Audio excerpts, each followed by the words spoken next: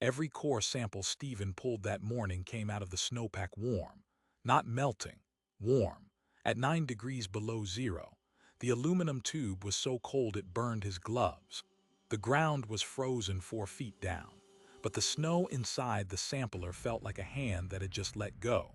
3 true stories from 22 winters skiing survey courses alone. The third one he has never put in a report.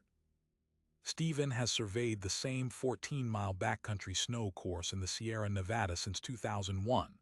11 fixed sample points, snow-water equivalent. The numbers he records feed 30 million people. So when his core samples felt warm at 7 consecutive points in 9 below air, he verified his thermometers. He pulled new cores. Same result. The lab rejected his data as physically impossible. So Stephen pulled the original field logs from the state archive, handwritten records going back to 1948. What he found made him read one line aloud 6 times. The snow course is called Eagle Meadows.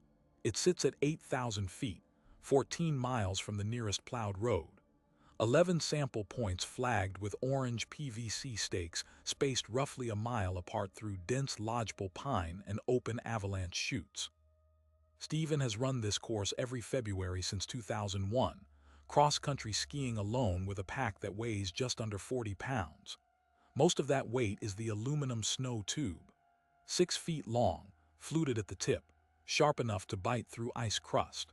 You drive it into the snowpack until you hit frozen ground, read the depth markers, extract the core, and weigh it on a hanging scale right there in the field. Snow weight divided by water weight gives you the snow-water equivalent, the number that tells the state how much runoff will fill reservoirs come spring. That number feeds 30 million people. One person skiing alone with a metal tube is the first domino in a chain that ends in faucets across Los Angeles, crop irrigation in the Central Valley, hydroelectric power for entire counties. Stephen does not take that lightly. He had chosen February 17th for the survey, a clear cold morning with a high-pressure dome sitting over the range. The thermometer clipped to his pack strap read -9 degrees Fahrenheit when he parked the truck at the locked gate. He waxed his skis for those conditions, Polar Glide wax, the blue stuff, and started the quiet climb up the unplowed Forest Service road. The snowpack in that part of the Sierra averages 12 to 15 feet in a normal February. That year it had been colder than average, with no significant thaw days since November. The snow layer should have been clean, dry, a textbook stratigraphy of angled facets and depth hoar with no evidence of liquid water intrusion. The kind of snowpack that gives you a sample you can hold in your bare hand and feel nothing but cold radiating outward.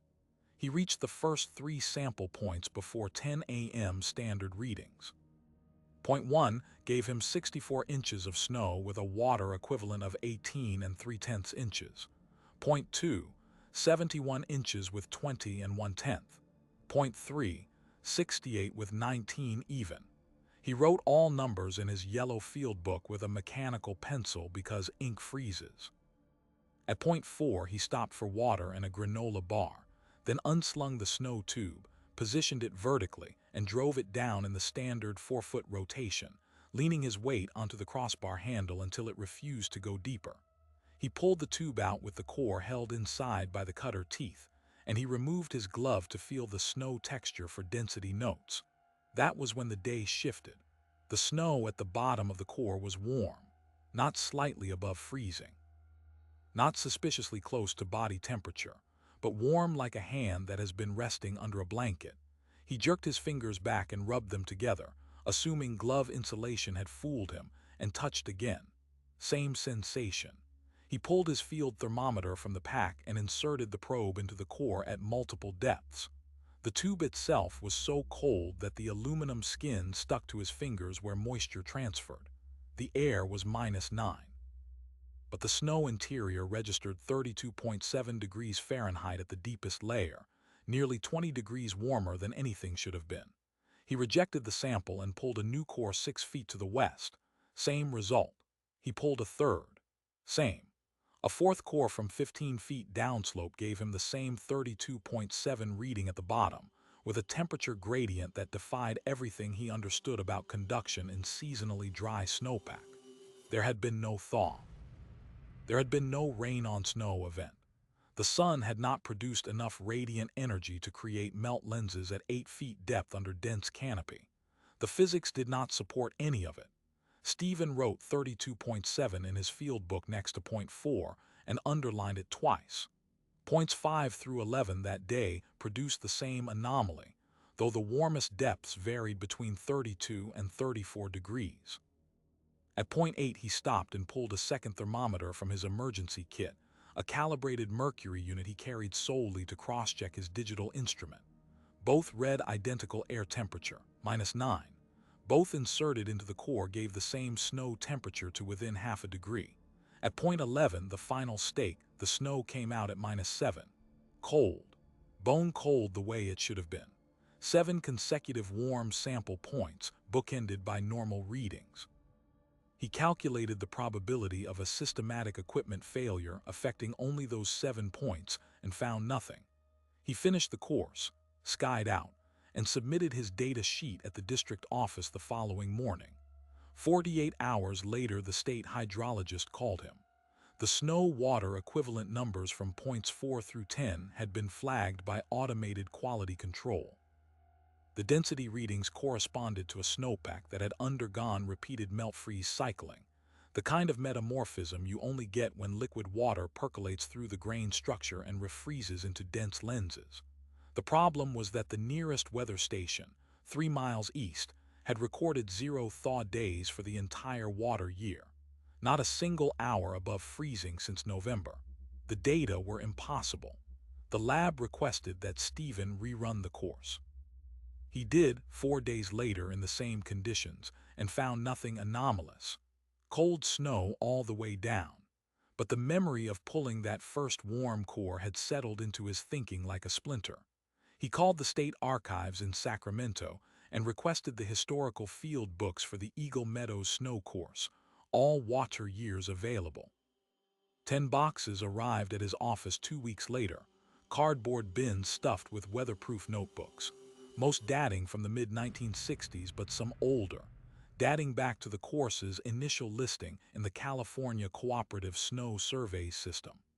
He started with the most recent and worked backward, checking every water year for February measurements at his sample points. He was looking for notations of anomalous temperature, unexplained density, anything a surveyor might have written in the margins. The first match came from 1998. A surveyor named Reynolds had recorded a core temperature of 34 degrees at point 6 on February 11th of that year, with a note in the margin. Repeated sample equipment check confirmed, no explanation. Then he found it again in 1981. A surveyor named Hazen wrote at point 4, warm to touch, thermometer reads 33 degrees F, repeated 3 times, air temperature -11 degrees F. In 1972, the note simply read, core temp anomaly, points 5 through 10, cannot account. In 1963, warm snow, same as last time. In 1956, checked against control, anomaly verified. Each time the same sample points, always in a cold year with no thaw. 6 previous surveyors had written about it, each in increasingly terse language, each apparently assuming they were alone in what they had felt. The oldest field book in the box was Water Year 1948, dated February 4th. The cover was green canvas, stitched at the spine with waxed thread. The handwriting was neat, slightly slanted, written in an ink that had faded to brown. The data entries for points 1 through 11 matched the course layout he had just skied, identical coordinates, identical stakes. At point 4, the surveyor had written the water equivalent in depth, then one additional line below the data array. The line read, snow held someone, left it alone. Stephen read those 5 words 6 times. He set the book down. He picked it up and read them again. They were not a metaphor. They were not a poetic flourish. They were an operational field note written by a professional hydrologist who had felt something in the snow that he could not explain to his agency, and he had chosen those words as the most precise description available. The next morning, Stephen requested the field logs from 1947 and 1946. The archive clerk told him those boxes had been flagged as lost in the 1986 Sacramento warehouse flood. No copies existed. The trail ended there. But the note did not leave him. He still runs the Eagle Meadows course every February. He no longer touches the course samples with bare hands. The man who wrote that line was named Arthur Llewellyn. He was 29 years old in February of 1948, a hydrologist with the U.S. Soil Conservation Service, and he walked off the Eagle Meadows course 2 days after writing those words and never filed another field report again. Stephen found his name on the personnel roster attached to that year's snow survey data, a neat typewritten column with Llewellyn listed as lead observer for the Central Sierra District. All subsequent water years carried different names. Llewellyn had resigned in April of '48, according to a brief letter in his personnel file that gave no reason and no forwarding address. He died 14 years later in a house fire in Redding. The coroner's report listed the cause as a space heater tipped over while the subject was asleep. Stephen paid a researcher in Sacramento to copy the file and overnighted it to his office. When the envelope arrived, he opened it alone. There was a photograph clipped to the front of the file. Arthur Llewellyn, taken for his federal ID badge in the winter of '47. He had the same exhausted, direct stare that Stephen had been seeing in his own bathroom mirror for weeks. Stephen started calling retired surveyors. This was in March, after most courses had been measured for the season, and the agency was in its data compilation phase, so no one asked him what he was doing with his office hours. He found a number for Gordon Murphy, age 74, who had run the Eagle Meadows course from 1966 through 1979. Murphy answered on the fourth ring and sounded like he had been waiting for the call. Stephen explained the anomaly and read the line from the '48 field log. Murphy was silent for 11 seconds. Then he said 3 words, "It's still there." He agreed to meet Stephen in a diner off Highway 50, no recording devices, no notes on agency letterhead. Murphy arrived in a canvas jacket with a Forest Service patch faded to near white. He ordered coffee and held the cup with both hands like he needed the heat. He told Stephen that in the winter of 1973, he had pulled a warm core at point 6 and felt something shift in the tube before he extracted it. Not a vibration exactly, but a yielding, like the snow had turned to breath around his hands. He pulled the core, dropped it, watched it steam for 14 seconds against the snow surface. The air temperature was -12. He wrote it off as a weird lapse rate, an inversion layer trapping geothermal heat from deep rock, finished the course and drove home. That night he woke at 3 a.m. to the sound of someone exhaling against the bedroom window. He checked. Nothing there. It happened again the following night, and the night after that, always at 3 in the morning, always from the window on the east side of the house that faced the mountains. He moved his family to Oregon in 1980. He told Stephen, "The snow remembers what happened up there. It holds what it was given." Murphy slid a folded piece of paper across the table. It was a typed list of 11 names, surveyors who had run Eagle Meadows between 1948 and 2000. Next to each name was a cause of death. 6 of the 11 had died in winter months within 2 years of their last survey on that course. 1 heart attack on a cross-country ski trail. 1 avalanche burial during a solo backcountry trip. 1 vehicle collision with a tree on an icy road at night. 1 apparent suicide, a snow surveyor found in his garage with the engine running, a copy of his own field notes on the passenger seat. 1 drowning, ice fishing on a lake that should have been frozen solid. Murphy had underlined Arthur Llewellyn's name in red ink and written next to it, "He knew more than I did." Stephen asked what that meant. Murphy stood up and left his half-full coffee cup on the table. Stephen drove home that evening along a highway lined with snow berms, thinking about 11 names and the statistical likelihood of 6 unusual winter deaths in a group that small. The odds were vanishingly low. He considered whether the knowledge itself was a kind of contamination, something that entered the observer and changed the outcome. He did not believe in curses. He believed in data, so he went back to the data. He reconstructed the weather for every year in which a warm core anomaly had been recorded at Eagle Meadows. 48, 56, 63, 72, 81, 98, and his own year, 2023. Every single one was a cold year with no January or February thaw, exactly the conditions in which warm snow made no physical sense. But there was something else. In every one of those years, the county sheriff's office had logged a missing person case within a 50-mile radius of the course.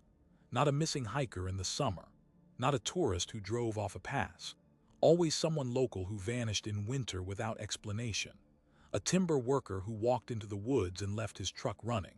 A trapper whose camp was found perfectly intact, supplies still cached, footprints leading out of the tent and stopping in open snow. A young couple who told friends they were going to a cabin near Eagle Meadows and were never seen again. Stephen cross-referenced the dates.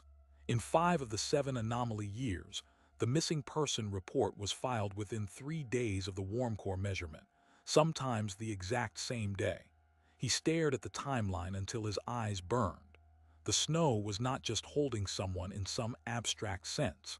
The snow was holding someone during the measurement. The warmth was the metabolic remnant of a body that had been taken, or hidden, or preserved in a state that defied decay rate tables and thermal equilibrium. He called the county sheriff's records division and requested the case file for the 1948 disappearance. The clerk told him there was no case file for that year in their electronic index, but she would check the archival boxes in the basement. 3 days later, she called back. She had found a manila folder labeled Eagle Meadows, Unidentified Remains, 1948. The file had been misfiled under a different township code and had never been digitized. Stephen drove to the sheriff's office that afternoon. The folder was thin. Inside were 2 photographs, a typed report and an evidence log. The photographs showed a set of human remains found by a snow surveyor in late March of 48, partial skeletal, embedded at the melt line where spring thaw had exposed them. The remains were located at sample point 4. The body had been there for weeks, possibly months. The identification was never made. The remains were described as an adult male, approximately 30 years old, no dental work, no identifying clothing. The lead investigator had noted that the body was positioned face down, arms extended forward, as though the man had been trying to pull himself through the snow. There was no evidence of trauma. The cause of death was listed as hypothermia, but the investigating deputy had added a handwritten line. Body was not frozen when found despite ambient temperature during recovery being 19 degrees Fahrenheit. Soft tissue still pliable. No explanation. Stephen closed the file and sat in his truck in the parking lot for 40 minutes. He tried to assemble a rational sequence of events. A man in the winter of 47 or 48 had died at or near Eagle Meadows, probably disoriented in a blizzard, crawling until he succumbed. His body had been buried by snow and had not frozen. The same surveyor, Llewellyn, had found the remains in March, but before that, in February, he had pulled a core sample from the same site and felt the residual warmth of a body that should have been long cold. And then Llewellyn had written the note. And then he had quit. And then the body was found a month later in the same spot when the snow melted enough to expose it. But the file did not explain the other years. It did not explain why the system kept repeating, unless there was a second body, and a third. Unless the mountain was disposing of people in the exact same geographic coordinate, during the same week of February, across 8 decades, and the only people who ever noticed were the surveyors who had to drive a metal tube through the snow and pull out a core that should have been frozen and wasn't. Stephen called the county coroner. He asked for all unidentified remains recovered in the Eagle Meadows drainage since 1948. The coroner said he'd need a formal records request and a few days. Stephen filed it that night. The answer came back a week later, 4 additional sets of unidentified remains, all recovered during seasonal melt, all at or near snow survey sample points in 1956, 1963, 1972, and 1998. Every anomaly year except his own and Murphy's 73. The coroner added that the remains in the 98 recovery showed an unusual preservation pattern consistent with what the investigating deputy had described in 48. Soft tissue not frozen. No explanation. Stephen printed the email and carried it in his coat pocket like a warrant. He decided to go back to Eagle Meadows, not to survey, to look. It was late March by then, and the snow was beginning to recede, exposing patches of wet meadow grass and old avalanche debris. He packed his avalanche probe, a shovel, a GPS unit, and a handheld thermometer. He skied in under overcast skies alone, with his phone set to record voice memos at every stop. He reached Point 4 by midday. The snow there was still 5 feet deep in the shade of the pines, but the edges were slumping with melt. He probed the snowpack methodically, driving the thin aluminum rod down at 2-foot grid intervals, listening for the hollow sound of a buried cavity. For an hour he found nothing but dirt and rock underneath the snow. Then, at the 6th probe point, the rod hit something soft and stopped with a dull thud that was not ice and not wood. He dug. He shoveled a pit 7 feet wide and stepped down into it until he was level with the base of the snowpack, the ground littered with last autumn's pine needles and mud. The probe had struck a piece of fabric. He cleared the snow around it until he could see the shape. It was a heavy wool coat, dark green, still buttoned, the kind a logger or a trapper might have worn in the 1950s. He pulled the coat free of the frozen duff underneath. Inside the left pocket was a folded piece of paper, wet but legible. It was a handwritten letter dated January 18, 1956. The ink was smeared, but he could make out the first line. It began, "If anyone finds this, I did not walk off. The worm came up through the snow and it knew my name." The rest was unreadable, dissolved into gray pulp. Stephen stood in the pit with the coat in his hands, and the temperature around him was 32 degrees. He had touched the warm snow at this exact location 7 weeks earlier. He had pulled it out of a metal tube in February, and now he was holding the coat of a man who had written that the worm knew his name. Stephen put the coat in a plastic evidence bag, climbed out of the pit, and skied out without stopping. At the truck he called the sheriff and reported a possible crime scene. The deputy arrived 2 hours later with a search team. They excavated the entire area around Point 4 and found the remainder of the body. Male, estimated age 30 to 40. No wallet, no vehicle registered in the area. The coat was the only identification. The remains were transported to the coroner. Stephen gave his statement and drove home in silence. That night he opened his laptop and began drafting a report for the State Water Board, describing the warm core anomaly and the correlation with unidentified remains. He worked until 2 a.m., assembling spreadsheets and annotated maps, footnoting every historical record. He attached the photo of Arthur Llewellyn. He attached the list of dead surveyors. He wrote a cover letter recommending a formal investigation into the Eagle Meadows snow course and a temporary suspension of manual sampling at the 11 points where anomalous temperatures had been recorded.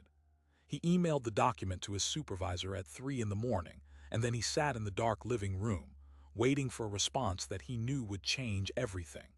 At 3:15 his phone buzzed, not with an email reply, with a text message from a number he did not recognize. The message read, "You felt it, now it feels you." Stephen stared at the screen until the phone auto-locked. He did not turn on any lights. He did not go to bed. When the sun came up, he was still sitting there, and outside his window the snow on the roof was melting in a pattern that looked exactly like a hand pressed flat against the glass. He didn't move from the chair until the sun was fully up, and the handprint had faded into a pool of water on the glass. The phone in his hand contained a message from a number that did not exist. He dialed it anyway. 2 rings, then a connection. No voice, just a sound like wind blowing across an open space. Then a click. He dialed again and the call went straight to voicemail. The outgoing message was a man's voice, old and tired, recorded on an answering machine that hissed with static. The message gave no name, but it ended with, "Leave your message after the tone, and I'll get back to you if I can."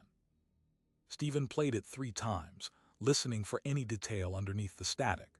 Then he ran the number through a reverse lookup. Nothing. He called the carrier. The The representative told him the number was an unregistered prepaid line, activated 2 days earlier, and the activation ping had come from a cell tower near Eagle Meadows, the tower that served the trailhead parking lot. He drove to the sheriff's office and showed the text to the deputy who had overseen the excavation. The deputy looked at the message and made a call to the number himself. It rang out to a dead line. He logged it as a potential threat but said there was nothing he could do without an explicit statement of harm. Stephen asked about the remains they had recovered from the snow pit.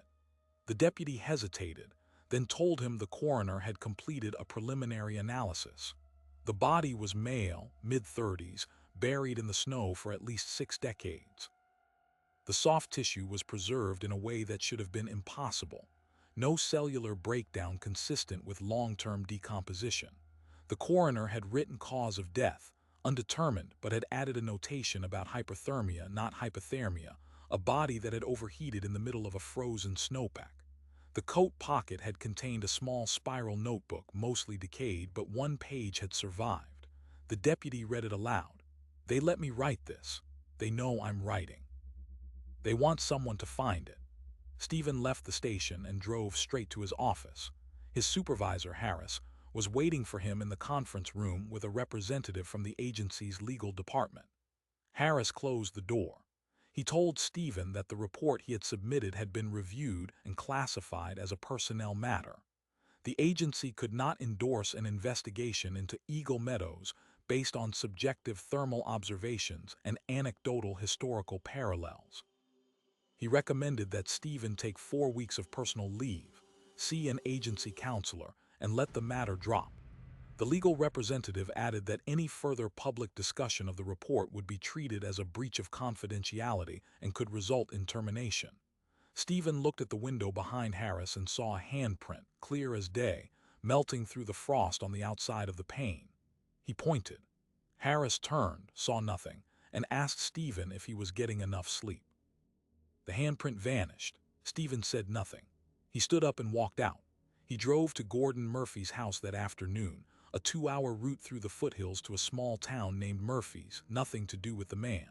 The cabin sat back from the road under towering pines. The driveway was plowed. A car was parked under a carport, but the front door was slightly ajar, and a drift of snow had blown inside onto the mat. Stephen killed the engine and approached with his heart driving hard in his chest. He called Murphy's name, no answer. He pushed the door open. The cabin was cold, the wood stove long dead. A half-eaten meal sat on the kitchen table, a fork resting on the plate like the diner had stood up mid-bite. Murphy's coat was gone. His boots were still by the door. His phone lay on the counter, its screen lit with a missed call from Stephen's own number. Stephen had not called. He pulled out his phone and checked the call log. There it was, an outgoing call to Gordon Murphy, time-stamped 40 minutes earlier while he had been on the highway. He had not touched his phone. A cold pressure settled against the back of his neck. He stepped outside and followed the footprints in the snow. Murphy had left the cabin in his socks, walking straight into the woods behind the property. The footprints were deep and purposeful, not running. They went 200 yards through the trees to a small clearing where a fallen log rested, and then they stopped.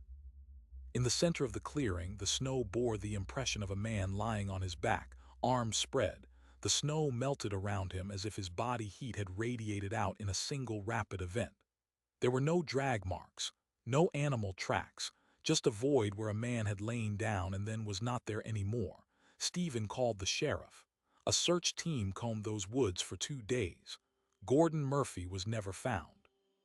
That night, Stephen received another text from an unknown number, this one a different string of digits but with the same area code as the first. The message contained an attachment, a grainy monochrome photograph of a man in a canvas jacket standing at a snow survey stake.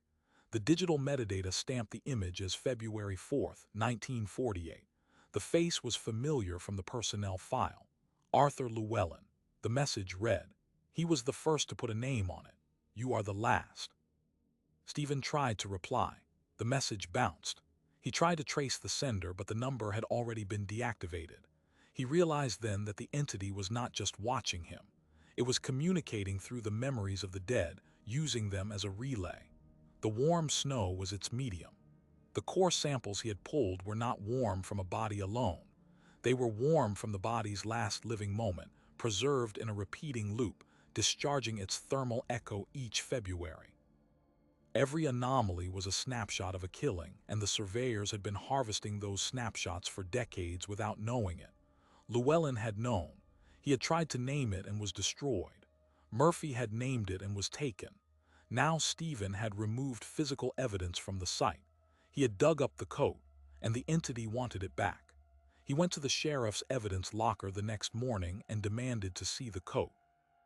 The deputy on duty pulled the sealed bag, but when he unzipped it, the bag was full of old pine needles and crumbling leaves, not fabric. The coat had dissolved or been removed. The log showed that the evidence had been checked out the previous evening by someone with a valid identification badge belonging to the Department of Water Resources. The signature on the checkout sheet was a name Stephen could not believe: Arthur Llewellyn, a man dead since 1962. Stephen called the agency's legal counsel and reported the theft and the forged signature. The counsel told him he was being placed on administrative leave pending a psychological fitness review. Stephen hung up and stared at his desk for a long time. His work phone rang, a blocked number. A woman's voice, calm and measured, said, "You don't understand what you're dealing with. Meet me at the Tahoe City Library. Ask for the locked collection. Use your agency credentials." He drove there immediately. The librarian, an older woman with sharp eyes and no surprise in her expression, led him to a basement room behind a steel door. On a table were boxes marked "Exempt from Public Disclosure, Hydrometeorological Anomalies." She opened a folder dated 1973. Inside was a handwritten report by Gordon Murphy, a document he had not submitted to the agency but had archived here in secret. The report described his warm core encounter, the breathing at his window, and his conclusion that the snowpack at Eagle Meadows housed what he called a non-corporeal predatory intelligence. He wrote, "It doesn't want our bodies, it wants our heat. But when we die inside it, the shock leaves an imprint. It can't get rid of the imprint, so it stores it in a pocket of snow year after year until someone pulls it out. That is what the warm core is, a cup of a dead man's dying terror, still burning." The woman handed Stephen another envelope. Inside was a photograph of his own house, taken the previous night with a figure standing in his bedroom window. The timestamp was 3:14 a.m., moments before the first text message. He flipped the photo over. On the back, written in ink, "Now you know where they are. Now you have to decide if you are going to bring them home or join them." He asked who she was. She said she was the granddaughter of the trapper who vanished in 1956. The coat Stephen had pulled from the snow had belonged to her grandfather. She had been searching for him her entire adult life. She told Stephen that the loop could be broken, but only by recovering every set of remains buried at those 7 sample points and giving them proper burial rites, and then never pulling another core sample from those coordinates. That would sever the entity's link to the living.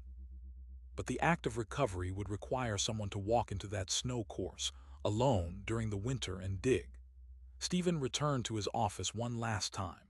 He wrote a formal recommendation that sample points 4 through 10 be permanently abandoned and designated as a human remains recovery zone. He emailed it to Harris, the legal department, and the governor's office. Then he packed his skis, a shovel, a probe, a GPS unit, and 7 body bags into his truck. He called his supervisor and told him what he was about to do. Harris begged him to stop. Stephen turned off his phone and drove toward the locked gate at the Eagle Meadows trailhead. The forecast was calling for a severe winter storm to arrive by nightfall. The temperature at the gate was -20. He waxed his skis, clicked into his bindings, and began the climb. Behind him, the wind picked up and began to shape the drifting snow into forms that almost looked like standing figures. By the time he reached sample point 4, it was too dark to see, but the snow beneath him was warm, and in the distance, deeper in the trees, something began to hum. The humming was not a single source. It was layered, like a cord held too long, and it seemed to rise not from the trees but from the snow itself. Stephen stood at sample point 4 with the probe in his hand and the wind cutting sideways through his headlamp beam. The thermometer on his pack strap now read -22, and yet the snow beneath his skis radiated a faint heat he could feel through his boot liners. He drove the probe down.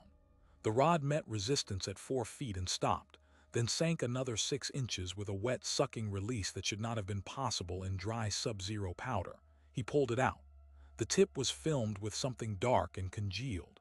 Not blood, not water, a fluid that held the light and did not reflect it. He laid out the body bag and began to dig. The shovel bit into the snowpack in precise, mechanical strokes, a pit widening outward from the probe point. At 7 feet down, he exposed the first set of remains. A man in a plaid wool coat curled on his side, arms wrapped around his knees. The flesh was intact but darkened to the color of ancient wood. The expression on the face was not fear, it was waiting. As if the man had died expecting to be found and had been holding that posture for 67 years. Stephen lifted him out and sealed the bag. He marked the GPS coordinates and moved to point 5. The humming shifted pitch as he skied. It followed him from point to point, always ahead, always just beyond the halo of his headlamp. He reached point 5 and probed, found the body at 9 feet, recovered it. Point 6 gave him a woman in a down jacket, her hands frozen around a small gold locket. Point 7, a younger man with no coat at all, his skin still warm to the touch. The temperature in the snow was 41 degrees. Stephen's own fingers were numb, and he could no longer feel the shovel handle, but he kept moving. At point 8, the humming stopped. The wind died. The silence that replaced them was hard and complete, the kind of quiet that precedes a predator's decision. Stephen lowered his headlamp. 10 feet ahead, the snow surface was rippling, not blowing, rippling from below as if something massive was shifting just under the crust. He felt the warmth now through his whole body, a dense, inviting pressure that wanted him to lie down. He did not lie down. He set the probe and dug into point 9. The body here was the oldest of all, a trapper in a green wool coat, the one whose letter he had found. The coat was still missing, dissolved in the evidence locker, but the man was whole. His eyes were open, and they had been open for decades. Stephen lifted him, sealed the bag, and spoke aloud for the first time in hours. "I'm taking them home," he said. The snow rippled again, closer. A shape pushed upward from beneath the surface and stopped just before breaking through, a dome of compressed powder that held for 3 seconds and then collapsed. From the collapse came a breath of air that smelled of wet earth and diesel and the inside of a coat pocket. He realized it was giving him something.